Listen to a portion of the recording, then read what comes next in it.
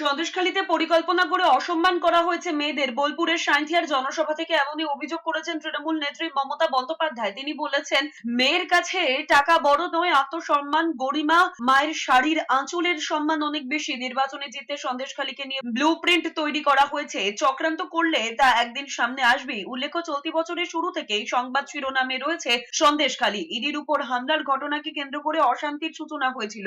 এরপর একের পর এক অভিযোগ উঠে এসেছে সন্দেশখালী থেকে। সম্প্রতি এক ভাইরাল ভিডিও ক্লিপকে কেন্দ্র করে ভোটের আবহে ফের চর্চায় উঠে এসেছে সন্দেশখালী। লোকসভা ভোটের প্রচারে বোলপুরের সাঁইথিয়ায় এক জনসভা থেকে সন্দেশখালীর মহিলাদের পাশেই থাকবেন তৃণমূল সুপ্রিমো, এমনটাই বলেছেন তিনি।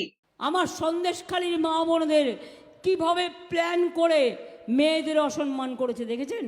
ওরা জানে না মেয়েদের কাছে টাকাটা বড় কথা নয়, মেয়েদের আত্মসম্মান, মেয়েদের গরিমা, আমার মায়ের শাড়ির আঁচল, এটার সম্মান অনেক বেশি। ইলেকশনে জিততে হবে, তাই ব্লুপ্রিন্ট তৈরি করতে হবে।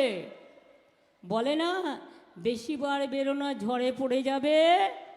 আর বেশি চক্রান্ত করো না, একদিন চক্রান্ত ফাঁস হবে। এসব এত সহজে হয় না।